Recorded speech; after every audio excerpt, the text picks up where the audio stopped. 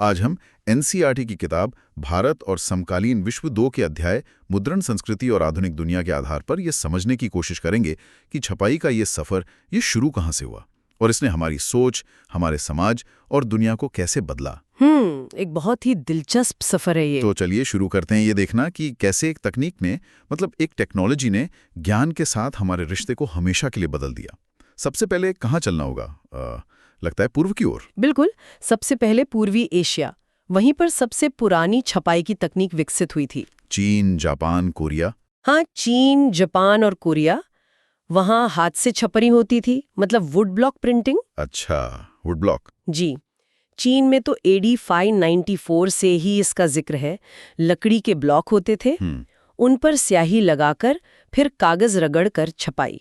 और कागज भी वो चीन की ही देन है। हाँ, ये तो है। और ये सिर्फ जानकारी छापना नहीं था, इसमें कला का भी पुट था। मैंने सुना है सुलेख यानी कैलीग्राफी, उसको भी बड़ी खूबसूरती से छापा जाता था। हाँ बिल्कुल, जो कुशल कारीगर थे वो हाथ की लिखाई की जो सुंदरता थी उसको बड़ी सटीकता से नकल कर सकते थे ब्लॉक पर। कमाल है। शुरुआत में चीन में जो शाही सरकार थी वही मुख्य प्रकाशक थे, मतलब इंपीरियल स्टेट। अच्छा। खासकर जो सिविल सेवा परीक्षाएं होती थी ना, उनकी पाठ्य पुस्तकों के लिए। ओके, तो डिमांड सरकार की तरफ से थी शुरू में। हाँ, और जैसे जैसे परीक्षार्थियों की संख्या बढ़ी तो छपाई भी बढ़ी। लेकिन फिर ये सिर्फ सरकारी काम या परीक्षाओं तक ही सीमित नहीं रहा होगा। नहीं, 17वीं सदी तक आते आते चीन में शहरी संस्कृति काफी बढ़ गई थी। अच्छा।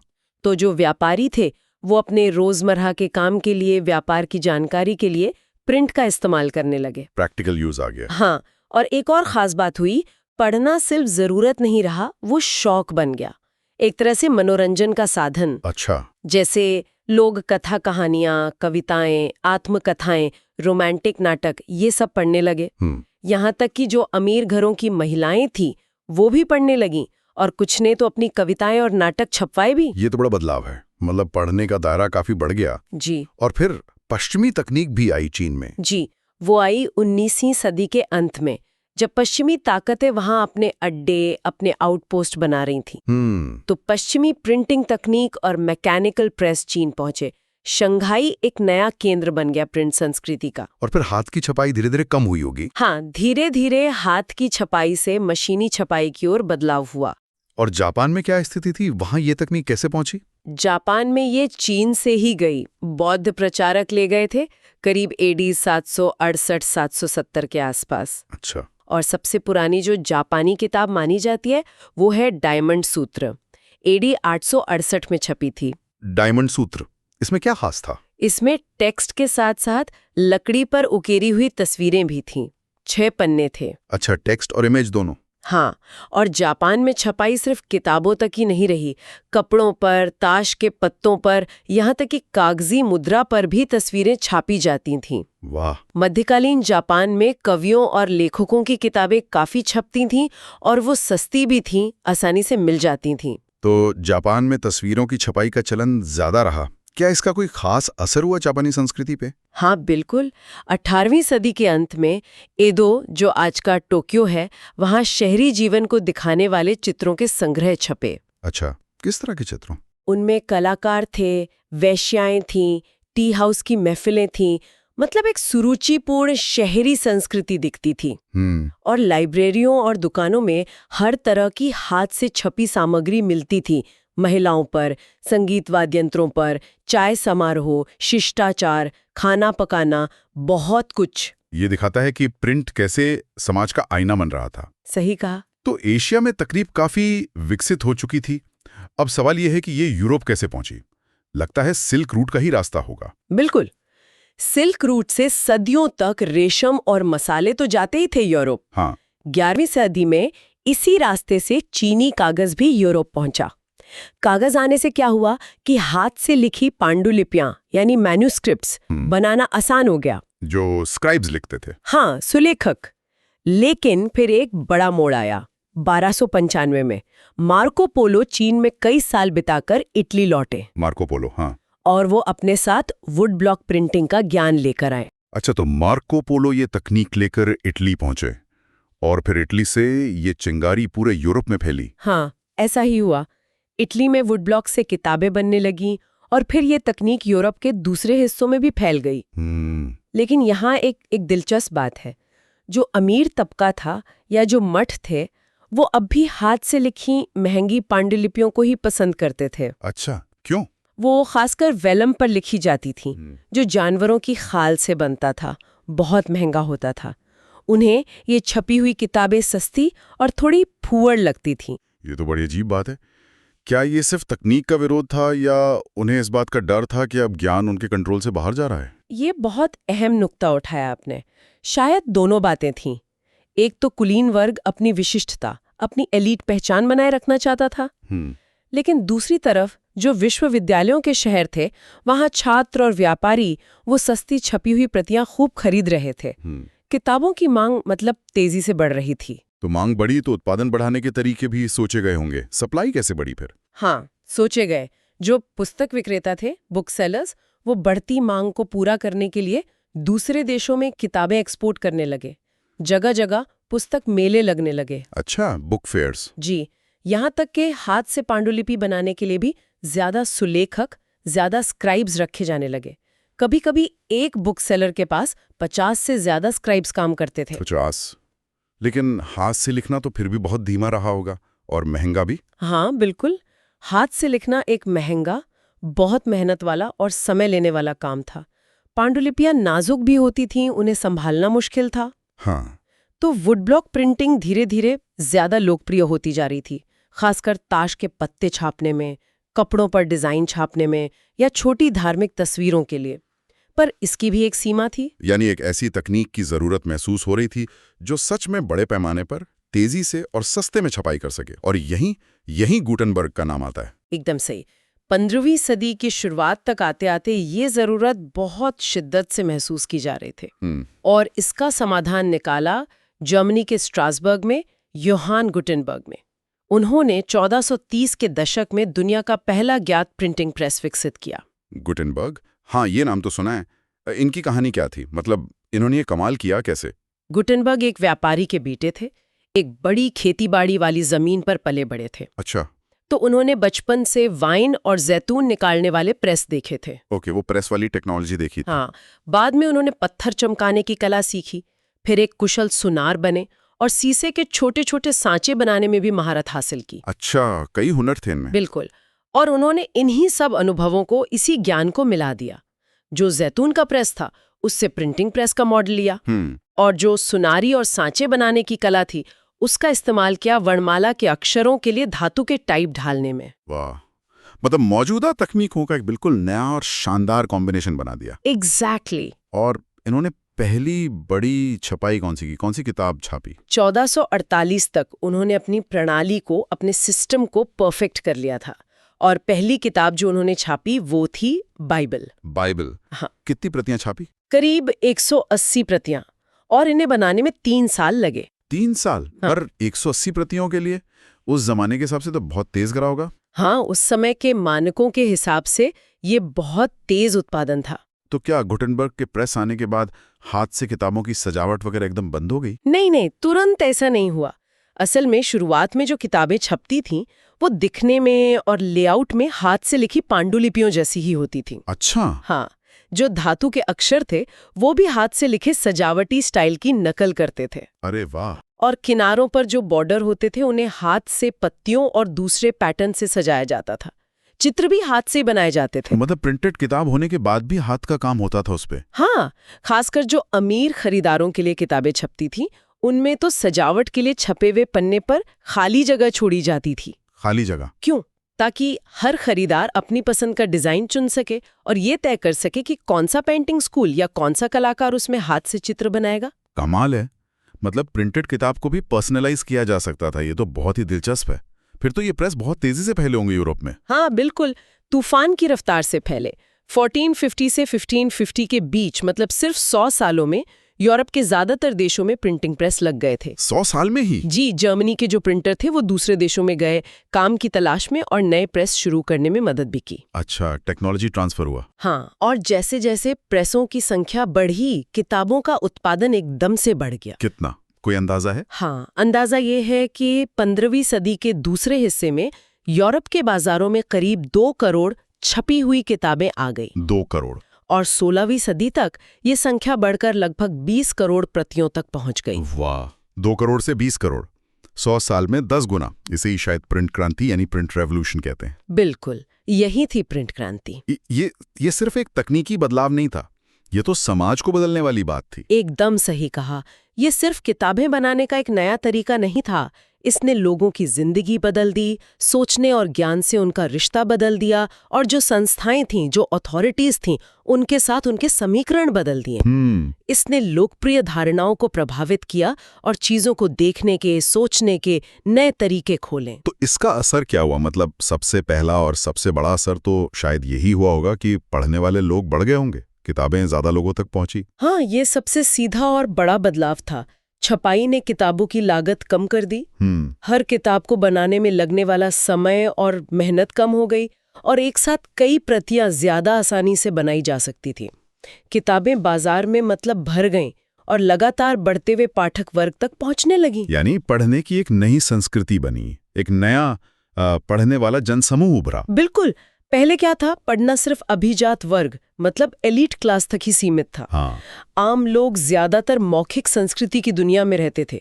वो पवित्र ग्रंथों को पढ़ते हुए सुनते थे, गाथा गीत सुनाए जाते थे, लोक कथाएं सुनाई जाती थी। ज्ञान मौखिक रूप से ही एक पीढ़ी से दूसरी पीढ़ी तक जाता था। लोग सुनते थे, देखते थे, अकेले पढ़ते नहीं थे। सही। लोग सामूहिक रूप से कहानी सुनते थे या कोई प्रदर्शन देखते थे। वे अकेले और चुपचाप किताब नहीं पढ़ते थे जैसा हम आज करते हैं।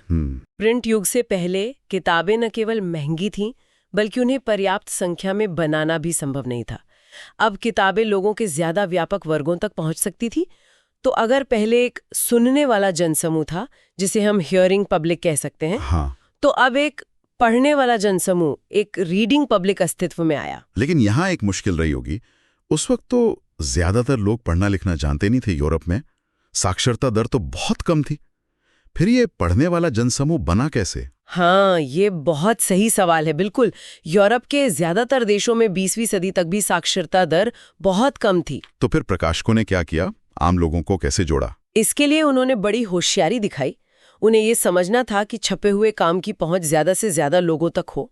तो उन्होंने सोचा, जो लोग पढ़ नहीं सकते वो कम से कम किताबों को पढ़ते हुए सुनने का आनंद तो ले ही सकते हैं। अच्छा, सुनकर। हाँ, इसलिए प्रिंटरों ने लोकप्रिय गाथा गीतों और लोक कथाओं को छापना शुरू कर दिया, और ऐसी किताबों में खूबसूरत चित्र भी होते थे ताकि अनपढ़ लोग भी समझ सकें। थी। और फिर इन किताबों को गांवों में और शहरों की सराय में जो सभाएं होती थीं, वहां गाया और सुनाया जाता था। यानी मौखिक संस्कृति प्रिंट में आई और प्रिंटेड सामग्री मौखिक रूप से फैली। सुनने वाले और पढ़ने वाले एक तरह से घुल मिल गए। हाँ बिल्कुल, जो मौखिक और पढ़ने वाली संस्कृतियों के बीच की रेखा थी वो धुंधली हो गई।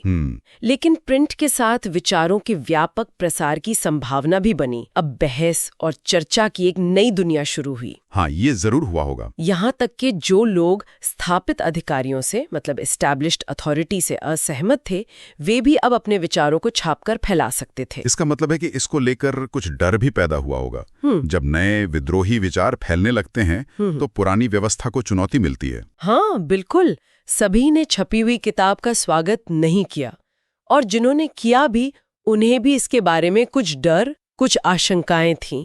किस तरह की आशंकाएं?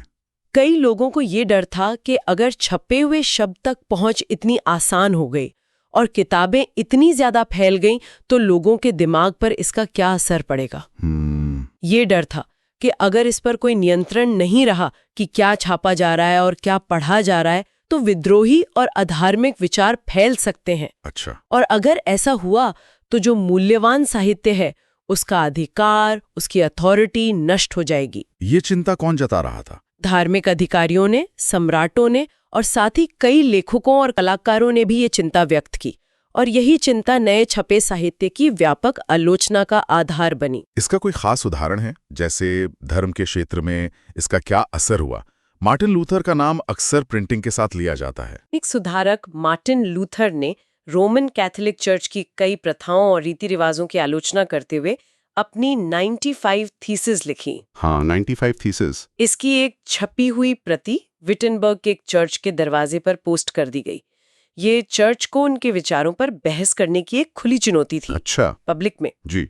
और लूथर के लेखन तुरंत ही बड़ी संख्या में छापे गए और बहुत तेजी से पढ़े गए। इसी से चर्च के भीतर विभाजन हुआ और प्रोटेस्टेंट सुधार यानी प्रोटेस्टेंट रेफॉर्मेशन की शुरुआत हुई। और उनके अनुवाद भी बहुत बिके शायद। हाँ, लूथर के नए नियम यानी न्यू टेस्टामेंट के अनुवाद की 5000 प्रतियां कुछ ही हफ्तों में बिक गईं और 3 महीने के अंदर दूसरा संस्करण छापना पड़ा। 5000 कुछ हफ्तों में? जी। प्रिंट के प्रति वो इतने आभारी थे, लूथर ने कहा था मुद्रण ईश्वर का परम उपहार है और सबसे बड़ा उपहार है। कई विद्वान मानते हैं कि प्रिंट ने एक नया बौद्धिक माहौल बनाया और उन नए विचारों को फैलाने में मदद की जिनसे सुधार आंदोलन हुआ। यानी प्रिंट ने असहमति, डिसेंट को एक अभूतपूर्व आवाज दी, उसे फैलाया। हाँ, बिल्कुल। प्रिंट और जो लोकप्रिय धार्मिक साहित्य था, उसने कम पढ़े लिखे कामकाजी लोगों के बीच भी आस्था की कई अलग-अलग व्यक्तिगत व्याख्याओं को प्रेरित किया। इसका भी कोई उदाहरण है? हाँ, 16वीं सदी में इटली का एक मिलर था, मेनोक्यो। उसने अपने इलाके में जो भी किताबें मिली उन्हें पढ़ना शुरू किया। अच्छा, एक आम आदमी। जी, और उसने बाइबल के संदेश की अपनी तरह से व्याख्या की और ईश्वर और सृष्टि के बारे में ऐसा नजरिया बनाया जिसने रोमन कैथोलिक चर्च को बहुत नाराज कर दिया। तो चर्च ने क्या किया? जब रोमन चर्च ने ऐसे विधर्मी विचारों को दबाने के लिए धर्माधिकरण यानी इंक्विजिशन शुरू किया, तो मेनोक्यो को 2 बार पेश किया गया और आखिरकार उसे मार दिया गया। ओह, सिर्फ विचारों के लिए? हाँ, लोकप्रिय पठन पाठन और आस्था पर सवालों के ऐसे प्रभावों से चर्च परेशान हो गया था। इसीलिए रोमन चर्च ने प्रकाशकों और पुस्तक विक्रेताओं पर कड़े नियंत्रण लगाए और 1558 से प्रतिबंधित पुस्तकों की सूची इंडेक्स ऑफ प्रोहिबिटेड बुक्स बनाए रखना शुरू कर दिया। तो नियंत्रण की कोशिशें भी हुई। इसके बाद 17वीं और 18वीं सदी में क्या हुआ? क्या पढ़ने का चलन और बढ़ा या नियंत्रण हावी रहा? नहीं, पढ़ने का चलन और ज्यादा बढ़ा। 17वीं और 18वीं शताब्दी में यूरोप के ज्यादातर हिस्सों में साक्षरता दर बढ़ गई। कैसे बढ़ी? इसमें चर्चों की भी भूमिका थी।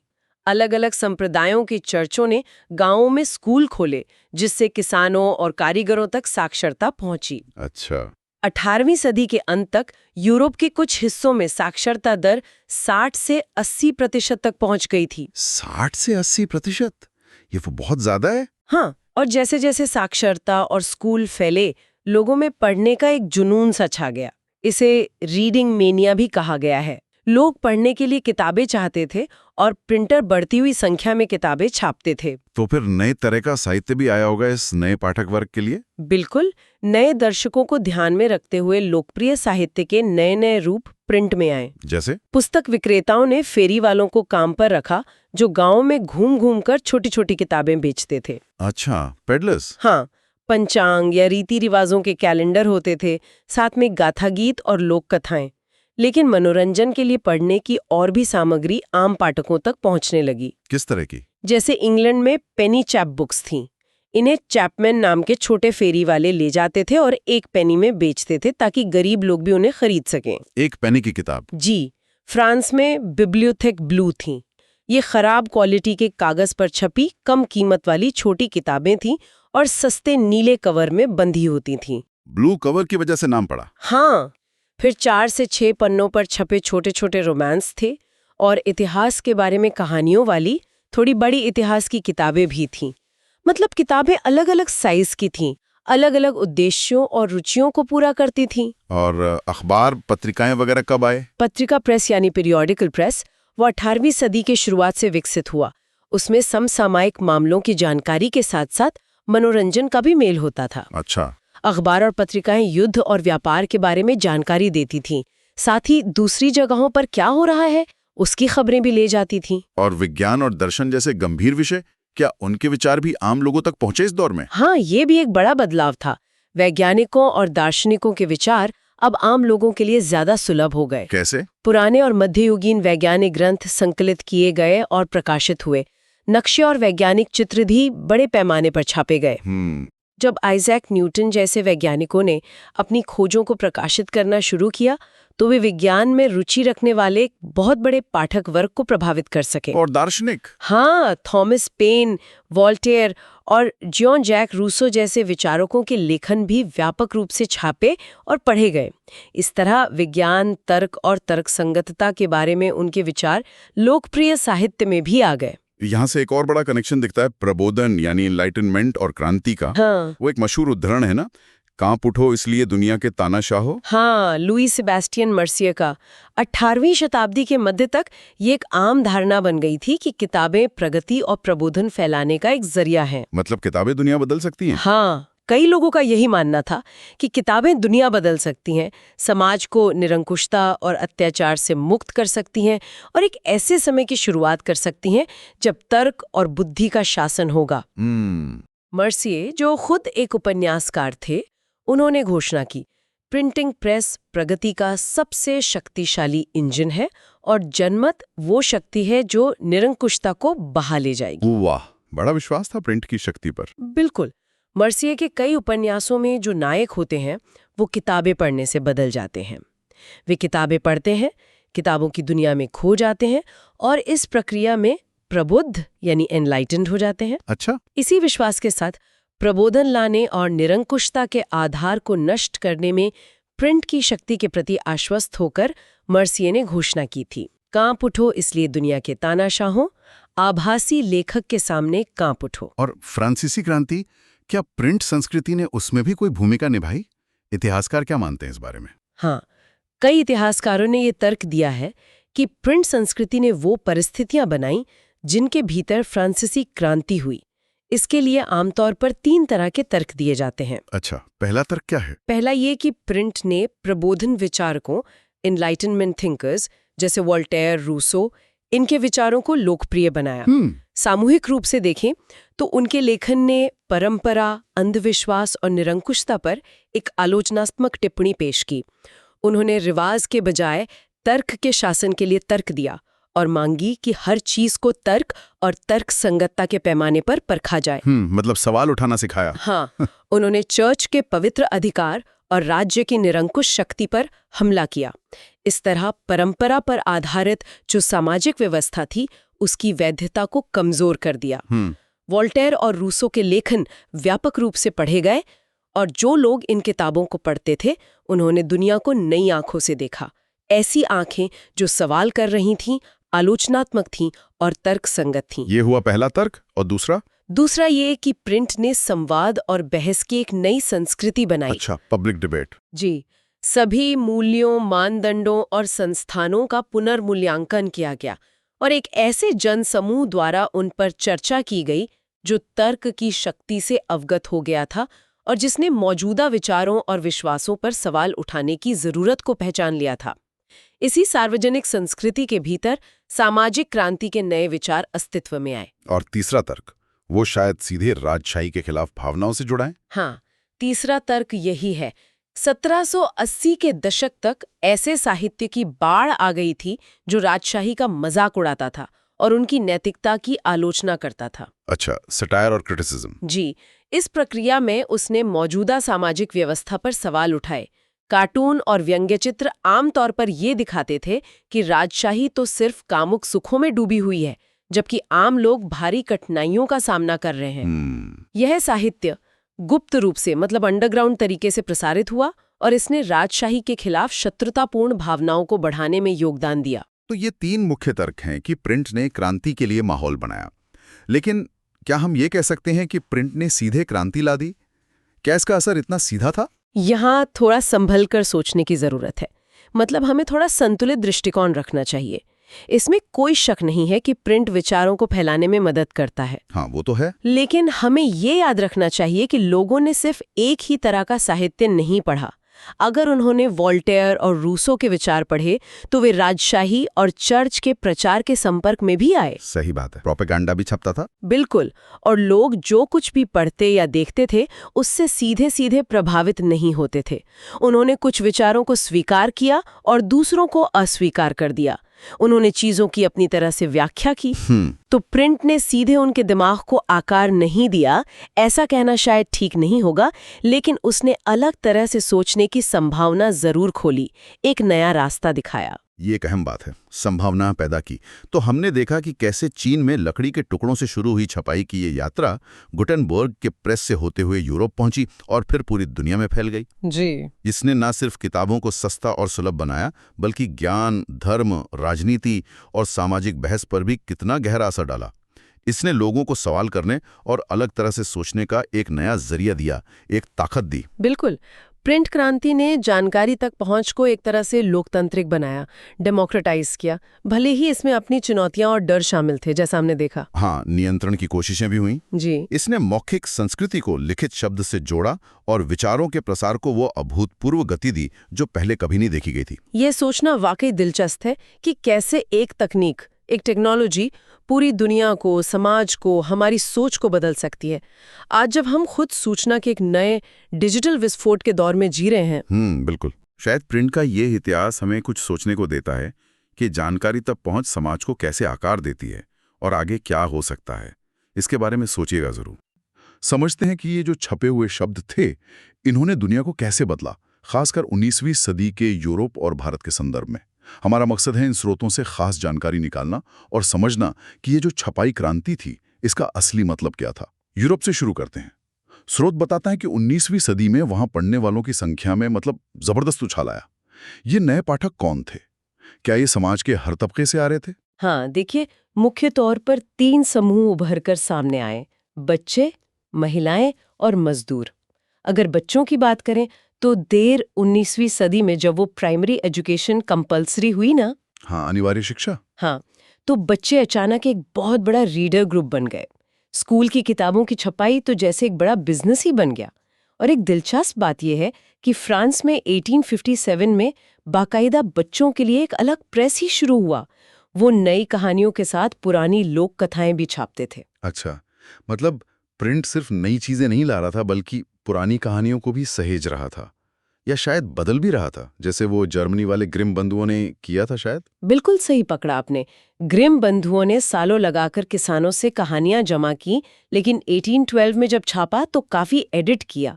मतलब जो बातें बच्चों के लिए ठीक नहीं लगी या फिर एलीट क्लास को थोड़ी आपत्तिजनक लगी, वो हटा दी। तो हाँ, प्रिंट ने लोक कथाओं को बचाया जरूर, पर उनका रूप भी बदला। और महिलाएं, उनकी क्या भूमिका थी इस पूरी बदलती हुई दुनिया में? महिलाएं भी वो पाठक और लेखक दोनों ही रूप में बहुत अहम हो गईं। उनके लिए खास पेनी मैगजीन छपती थी, मतलब सस्ती पत्रिकाएं जिन्हें खरीदना आसान था। अच्छा, पेनी मैगजीन। हाँ, उनमें घर गृहस्थी, मैनर्स, ऐसी बातें होती थीं। फिर जब नॉवेल पॉपुलर हुए, उपन्यास, तो महिलाएं एक बड़ा पाठक वर्ग बनी और लेखिकाओं में भी Jane Austen, Brontë sisters, George Eliot जैसे बड़े नाम सामने आए। उनके लिखने ने एक तरह से एक नई तरह की महिला की छवि बनाई, जिसमें अपनी इच्छा शक्ति थी, पर्सनैलिटी थी, हिम्मत थी, सोचने की ताकत थी। और समाज का तीसरा कोना, मजदूर वर्ग, क्या उन तक भी ये छपाई की क्रांति पहुंच पाई? हाँ, पहुंची, हालांकि थोड़ी अलग तरह से। देखिए, 17वीं सदी से ही वो उधार देने वाली लाइब्रेरियां थीं, लेंडिंग लाइब्रेरीज। हाँ, सुना। तो 19वीं सदी में इंग्लैंड में ये खास तौर पे वाइट कॉलर वर्कर्स, कारीगरों और लोअर मिडिल क्लास के लोगों के लिए ज्ञान का एक बड़ा जरिया बनी। और कुछ मजदूर जो खुद पढ़ना लिखना सीख गए थे, वो अपने अनुभव भी लिखने लगे थे। खासकर जब मध्य 19वीं सदी से काम के घंटे कुछ कम हुए ना। हाँ, उन्हें थोड़ा वक्त मिला होगा। बिल्कुल। तो उन्हें खुद को बेहतर बनाने और अपनी बात कहने का समय और मौका मिला। उन्होंने काफी संख्या में पॉलिटिकल पर्चे और ऑटोबायोग्राफीज, मतलब आत्मकथाएं लिखी। इस पूरे फैलाव के पीछे जाहिर है तकनीक का भी बड़ा हाथ रहा होगा। स्रोत कुछ दिलचस्प तकनीकी बदलावों का जिक्र करते हैं। यकीनन, तकनीक के बिना ये सब कैसे होता। देर 18वीं सदी तक प्रेस मेटल के बनने लगे थे, जो ज्यादा चलते थे। फिर आया बड़ा बदलाव मध्य 19वीं सदी में। न्यूयॉर्क के रिचर्ड एम हो ने वो बिजली से चलने वाला सिलिंड्रिकल प्रेस बनाया। आप सोचिए, वो मशीन 1 घंटे में 8000 शीट छाप सकती थी। 8000 शीट 1 घंटे में? ये तो अखबारों के लिए वरदान रहा होगा, रोज ताज़ा खबरें छापने के लिए। बिल्कुल। इसने बड़े स्केल पर अखबार छापना मुमकिन कर दिया। और डेवलपमेंट रुका नहीं। देर 19वीं सदी में ऑफसेट प्रेस आया, जिससे एक साथ 6 रंगों तक में छपाई हो सकती थी। फिर 20वीं सदी की शुरुआत में बिजली से चलने वाले प्रेस आ गए। रफ्तार और बढ़ गई। फिर कागज डालने के तरीके सुधरे, प्लेट की क्वालिटी बेहतर हुई, रंगों के तालमेल के लिए फोटो इलेक्ट्रिक कंट्रोल जैसी चीजें आईं। इन सब ने मिलकर छपाई की दुनिया का नक्शा ही बदल दिया एक तरह से। जब इतनी तेजी से और इतनी बड़ी मात्रा में छपाई होने लगी तो भाई प्रकाशकों ने अपनी किताबें बेचने के लिए जरूर कुछ नए तिकड़म भिड़ाए होंगे। हाँ, बिल्कुल, वो बाजार को समझ रहे थे। उन्होंने नई स्ट्रैटेजीज अपनाई। एक बड़ा कामयाब तरीका था उपन्यासों को मैगजीन में सीरियलाइज करना, धारावाहिक रूप में छापना। अच्छा, किश्तों में? हाँ, किश्तों में। इससे पढ़ने वाले अगला अंक खरीदने के लिए उत्सुक रहते थे। और इसने उपन्यास लिखने के तरीके पर भी असर डाला। हर किश्त को रोचक बनाना पड़ता था। ये तो आज भी चलता है, टीवी सीरियल्स में बिल्कुल यही होता है। और क्या तरीके थे किताबें आम लोगों तक पहुंचाने के? 1920s के दशक में इंग्लैंड में शिलिंग सीरीज शुरू हुई, मतलब बहुत सस्ती किताबें ताकि ज्यादा लोग खरीद सके। किताबों के ऊपर वो जो कवर लगता है ना, डस्ट कवर या बुक जैकेट, वो भी 20वीं सदी की ही देन है। हाँ, बुक जैकेट। और जब 1930s के दशक में वो ग्रेट डिप्रेशन आया, आर्थिक मंदी, तो बिक्री बनाए रखने के लिए प्रकाशकों ने सस्ते पेपरबैक एडिशन निकाले। ये सब तरीके किताबें ज्यादा से ज्यादा लोगों तक पहुंचाने के लिए ही थे। ये तो हुई यूरोप की बात, जहां प्रिंट इंडस्ट्री तेजी से बढ़ रही थी। अब भारत का रुख करते हैं। यहाँ छपाई आने से पहले ज्ञान कैसे सहेजा और बांटा जाता था? देखिए, भारत में हाथ से लिखी पांडुलिपियों की एक बहुत पुरानी और समृद्ध परंपरा थी। संस्कृत में, अरबी में, फारसी में और कई स्थानीय भाषाओं में भी। ये ताड़ के पत्तों पर या हाथ से बने कागज पर लिखी जाती थी। कभी-कभी तो बहुत खूबसूरत चित्र भी होते थे उनमें। इन्हें लकड़ी के पट्टों के बीच दबाकर या सिलकर रखा जाता था। तो ये पांडुलिपियां बहुत खास होती होंगी और शायद महंगी भी। हाँ, बहुत महंगी और नाजुक भी। उन्हें संभालना मुश्किल था और अलग-अलग लिपियों के कारण हर कोई उन्हें आसानी से पढ़ भी नहीं पाता था। इसलिए आम जिंदगी में इनका इस्तेमाल बहुत लिमिटेड था। एक दिलचस्प बात, स्रोत बताते हैं कि प्री कॉलोनियल बंगाल में, मतलब अंग्रेजों से पहले, गांवों में प्राइमरी स्कूल तो बहुत थे, पर बच्चे वहां अक्सर किताबें नहीं पढ़ते थे। अच्छा, तो फिर क्या करते थे? वो सिर्फ लिखना सीखते थे। टीचर अपनी याददाश्त से पाठ बोलते थे और छात्र बस उन्हें लिखते जाते थे। तो इस तरह कई लोग असल में बिना कोई किताब पढ़ी साक्षर बन गए। हाँ, ये तो वाकई अजीब है। लिखना आता था पर पढ़ा कुछ नहीं। तो फिर भारत में ये प्रिंटिंग प्रेस की शुरुआत कैसे हुई? ये शुरुआत हुई 16वीं सदी के मध्य में, जब पुर्तगाली मिशनरी गोवा आए। वो अपने साथ प्रेस लाए। जेसुएट पादरियों ने कोंकणी सीखी और फिर पर्चे वगैरह छापे। 1674 तक कोंकणी और कनारा भाषाओं में करीब 50 किताबें छप चुकी थीं। 50 किताबें, वो भी 17वीं सदी में? हाँ, फिर 1579 में कोचिन में पहली तमिल किताब छपी और 1713 में पहली मलयालम। डच प्रोटेस्टेंट मिशनरियों ने भी 1710 तक करीब 32 तमिल किताबें छापी। तो मतलब शुरुआत मूलतः धर्म प्रचार के मकसद से हुई। पर अंग्रेजी ईस्ट इंडिया कंपनी तो यहाँ पहले से थी। उनका अंग्रेजी प्रेस कब शुरू हुआ? कंपनी प्रेस तो देर 17वीं सदी से ला रही थी, पर अंग्रेजी भाषा का प्रेस शुरू होने में काफी देर लगी। 1780 में जेम्स ऑगस्टस हिक्की ने बंगाल गजेट नाम का एक साप्ताहिक अखबार निकाला। हाँ, हिक्की गजेट, सुना है इसके बारे में। हाँ, वो खुद को बताता था सबके लिए खुला, पर किसी से प्रभावित नहीं। ये एक प्राइवेट कोशिश थी और इसमें मजे की बात यह है कि कंपनी के बड़े अफसरों की काफी गॉसिप छपती थी। गॉसिप मतलब पहले अखबारों में भी चटखारे वाली खबरें होती थीं। फिर क्या हुआ इसका? अंजाम ये हुआ कि गवर्नर जनरल वॉरेन हेस्टिंग्स साहब नाराज हो गए। उन्होंने हिक्की पर मुकदमा चलवा दिया और फिर ऐसे अखबारों को बढ़ावा दिया जो सरकार की अच्छी छवि बनाए। लेकिन इसी खींचतान के बीच 18वीं सदी के अंत तक कई अंग्रेजी और फिर भारतीय भाषाओं में भी अखबार और पत्रिकाएं छपने लगीं। पहला भारतीय अखबार साप्ताहिक बंगाल गजेट, ये हिक्की वाले से अलग था, गंगाधर भट्टाचार्य ने निकाला, जो राजा राममोहन रॉय के करीबी माने जाते थे। अच्छा, राजा राममोहन रॉय का नाम आया तो लगता है अब प्रिंट का सामाजिक और धार्मिक बहसों से गहरा रिश्ता जुड़ने वाला है। श्रुत इस बारे में क्या कहते हैं? बिल्कुल, 19वीं सदी की शुरुआत से ही भारत में धार्मिक मुद्दों पर जोरदार बहसें शुरू हो गईं। देखिए, समाज बदल रहा था, औपनिवेशिक समाज था और अलग-अलग समूह इन बदलावों पर अपने अपने तरीके से रिएक्ट कर रहे थे। धर्म की नई नई व्याख्याएं कर रहे थे। कुछ लोग पुरानी प्रथाओं की आलोचना कर रहे थे, सुधार की मांग कर रहे थे, तो दूसरे उनका विरोध कर रहे थे। और ये सारी लड़ाई एक तरह से छपे हुए शब्दों के जरिए लड़ी जा रही थी। हाँ, ज्यादातर ये बहसें पब्लिक थीं और छपाई के जरिए ही दूर दूर तक फैलीं। पर्चों और अखबारों ने न सिर्फ नए विचारों को फैलाया, बल्कि बहस का तरीका ही बदल दिया। अब आम लोग भी इन चर्चाओं में हिस्सा ले सकते थे, अपनी राय रख सकते थे। वो विधवा दाह यानी सती प्रथा, एकेश्वरवाद, ब्राह्मणों का वर्चस्व, मूर्ति पूजा जैसे कई मुद्दों पर सुधारकों और रूढ़िवादियों के बीच तीखी बहसें हुईं। बंगाल में आपने राम मोहन रॉय की संवाद कौमुदी का जिक्र किया और उसके विरोध में समाचार चंद्रिका का भी। लगता है विचारों की टक्कर जोरदार थी वहां। बहुत जोरदार। और ये सिर्फ बंगाल तक ही नहीं था, ज्यादा लोगों तक पहुंचने के लिए आम बोलचाल की भाषा में लिखा जाने लगा। फारसी में जामे जहांनामा और शमसुल अखबार छपे, गुजराती में बॉम्बे समाचार आया। उत्तर भारत में जो उलेमा थे वो मुस्लिम राजवंशों के पतन से बहुत चिंतित थे। उन्हें डर था कि अंग्रेज धर्मांतरण को बढ़ावा देंगे, मुस्लिम पर्सनल लॉ बदल देंगे। तो उन्होंने इसका मुकाबला करने के लिए सस्ते लिथोग्राफिक प्रेसों का इस्तेमाल किया। लिथोग्राफिक प्रेस ये क्या था? या आम प्रिंटिंग प्रेस से अलग था? हाँ, ये छपाई की एक अलग तकनीक थी। इसमें पत्थर की सतह पर लिखकर छापा जाता था। ये उस समय तुलनात्मक रूप से सस्ती थी और कम कॉपियां छापने के लिए ठीक थी। तो उलेमा ने इसका इस्तेमाल करके पवित्र ग्रंथों के फारसी और उर्दू अनुवाद छापे, धार्मिक अखबार और पर्चे निकाले। देवबंद मदरसे ने तो हजारों फतवे छापे। फतवे मतलब धार्मिक निर्देश? हाँ, रोजमर्रा की जिंदगी और धार्मिक मसलों पर निर्देश, ताकि आम मुसलमान समझ सकें कि उन्हें कैसे जीना है, इस्लामी उसूल क्या हैं।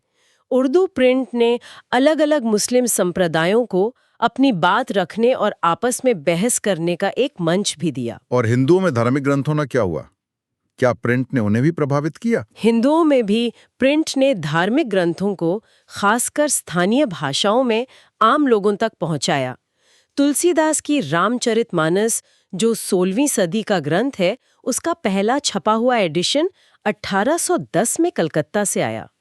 मध्य 19वीं सदी तक तो उत्तर भारत के बाजारों में इसके सस्ते लिथोग्राफिक एडिशन भरे पड़े थे। अच्छा। लखनऊ का नवल किशोर प्रेस और बॉम्बे का श्री वेंकटेश्वर प्रेस, इन जैसे पब्लिशर्स ने ढेरों धार्मिक ग्रंथ छापे।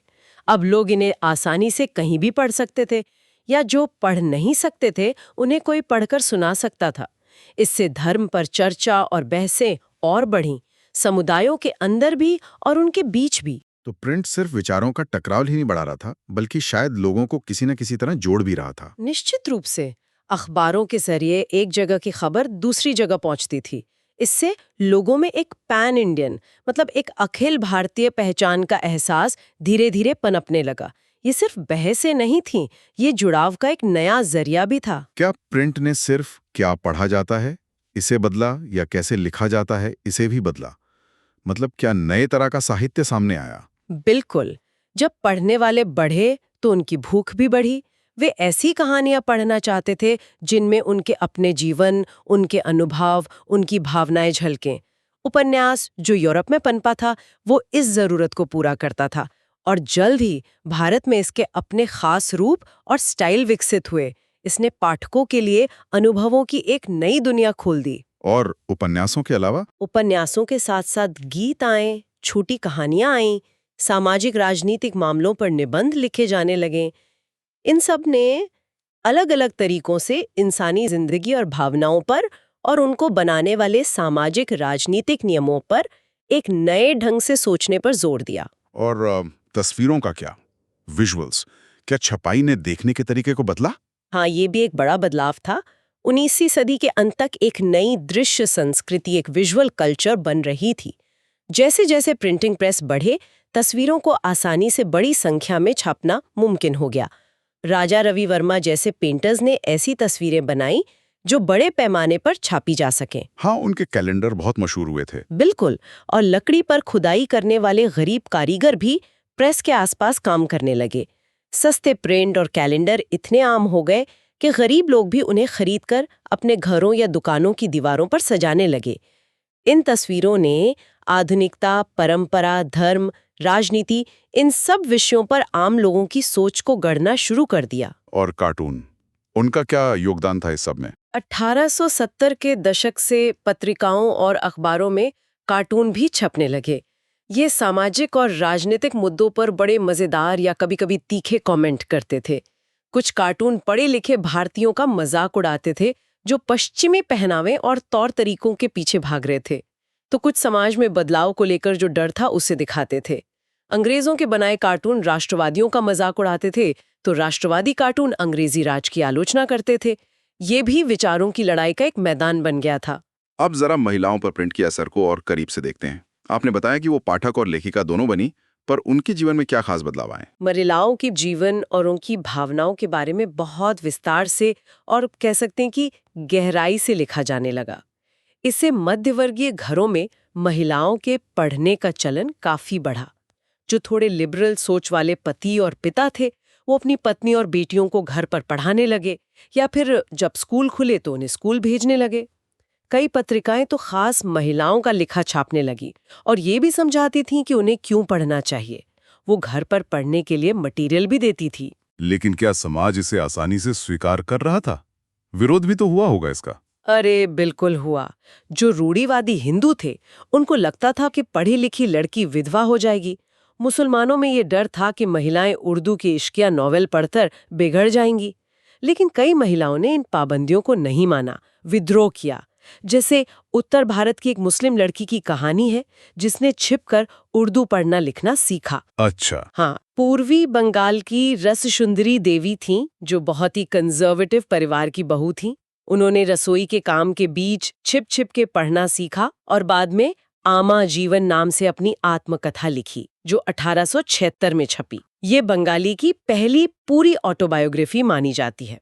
तो मतलब महिलाओं ने खुद अपने अनुभव लिखने शुरू कर दिए थे। हाँ बिल्कुल, क्योंकि समाज में उनके जीवन के बारे में जानने की एक उत्सुकता भी बढ़ रही थी। कैलाशबाशिनी देवी जैसी बंगाली लेखिकाओं ने लिखा कि कैसे महिलाओं को घर में कैद रखा जाता है, उनसे कितनी मेहनत कराई जाती है और उनके साथ कितना अन्याय होता है। महाराष्ट्र में ताराबाई शिंदे और पंडिता रमाबाई ने ऊंची जाति की हिंदू महिलाओं, खासकर विधवाओं की बुरी हालत पर बड़े गुस्से से लिखा। एक तमिल उपन्यास की कैरेक्टर तो कहती है, मेरी दुनिया छोटी है, मेरी आधी से ज्यादा खुशी किताबों से मिलती है। ये दिखाता है कि पढ़ने के उनके लिए क्या मायने थे। ये जो बदलाव आ रहे थे, क्या ये पूरे भारत में एक जैसे थे या कहीं ज्यादा कहीं कम? नहीं, एक जैसे नहीं थे। शुरुआत में उर्दू, तमिल, बंगाली, मराठी में प्रिंट कल्चर तेजी से फैला। हिंदी में छपाई सीरियसली 1870 के दशक से शुरू हुई और जल्द ही इसका एक बड़ा हिस्सा महिलाओं की शिक्षा पर फोकस हो गया। 20वीं सदी की शुरुआत में तो महिलाओं के लिए जो पत्रिकाएं थीं वो बहुत पॉपुलर हुई। उनमें शिक्षा, विधवा विवाह, राष्ट्रीय आंदोलन जैसे मुद्दों पर चर्चा होती थी। पंजाब में राम चड्ढा की स्त्री धर्म विचार जैसी किताबें खूब बिकीं, जो महिलाओं को आज्ञाकारी पत्नी बनना सिखाती थीं। वहीं बंगाल में कैलकाटा का बतला इलाका था, वो तो सस्ती लोकप्रिय किताबों का गढ़ बन गया। वहाँ धार्मिक किताबों के साथ साथ ऐसी किताबें भी छपती थीं जिन्हें थोड़ा सनसनीखेज माना जाता था, और फेरी वाले ये किताबें घर घर पहुंचाते थे। अब बात करते हैं गरीबों की। क्या प्रिंट की पहुंच उन तक थी या ये सिर्फ पढ़े लिखे और अमीर लोगों का एक खेल बनकर रह गया? हुई कि प्रिंट गरीबों तक पहुंचे। 19वीं सदी में मद्रास जैसे शहरों में बहुत सस्ती छोटी छोटी किताबें बाजारों और चौराहों पर बिकती थी, ताकि गरीब लोग भी उन्हें खरीद सकें। फिर 20वीं सदी में जगह जगह पब्लिक लाइब्रेरियां खुली, खासकर शहरों और कस्बों में, और कभी-कभी बड़े गांवों में भी। अमीर लोगों के लिए लाइब्रेरी खुलवाना एक तरह से इज्जत की बात भी मानी जाती थी। और क्या गरीब या जिन्हें निचली जातियां कहा जाता था, उनके लोग सामाजिक मुद्दों पर लिख रहे थे? हाँ, ये भी हुआ। 19वीं सदी के अंत से जाति भेदभाव जैसे मुद्दों पर खूब लिखा जाने लगा। महाराष्ट्र में ज्योतिबा फूले ने अपनी गुलामगिरी लिखी 1871 में, जिसमें जाति व्यवस्था के अन्याय पर जोरदार हमला था।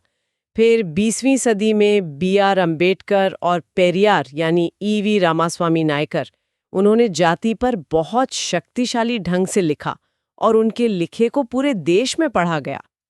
कई स्थानीय विरोध आंदोलनों और संप्रदायों ने भी अपनी पत्रिकाएं और पर्चे निकाले, जिनमें पुरानी मान्यताओं की आलोचना होती थी और एक नए न्यायपूर्ण भविष्य की कल्पना की जाती थी।